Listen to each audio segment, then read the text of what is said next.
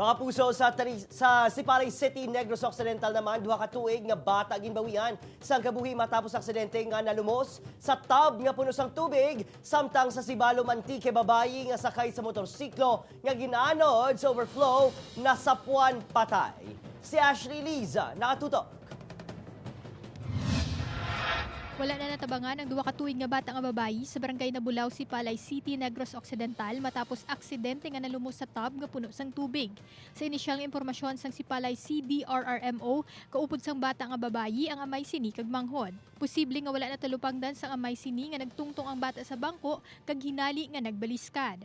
Siguro ang bata bala sa sina kaga una ulot to pa dito may gitongtongan guro kag naga-shoot. Gintingwaan pa ini nga madala sa pinakamalapit nga health unit apang gindeklara nga dead on arrival.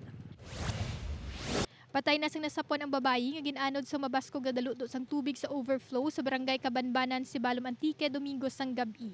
Ginkilala ini kay Eufemia Estemo Serrata, 40 anyos, residente sang barangay Kabladan, Sibalo. Sa report sa Antique PDRRMO, 3 ka persona nga nagaangkasanay sa motorsiklo ang nagtuyo nga magtabok sa overflow apang hinali ini nga nadala sa mabaskog nga daludo sang tubig. Nakalangoy ang 2 ka mga sakay sa motorsiklo samtang ginanod naman sang tubig ang biktima. Ang iya upod ma'am, bali inablo siya ang drive sa motor. Tapos kay ano sila sa tulay da sa daw box convert na daw sa overflow sa nga daw style da sang tulay na overflow. Tapos gulpila nagtaas ang tubig daw tawag na di samon daw bulos. So pag bulos na tumba sila sa motor, nahulog sila to sa tulay. Lunes ang aga sa nasapuan ang lawas sini sa bahin sang Mauit River sa barangay Imparayan.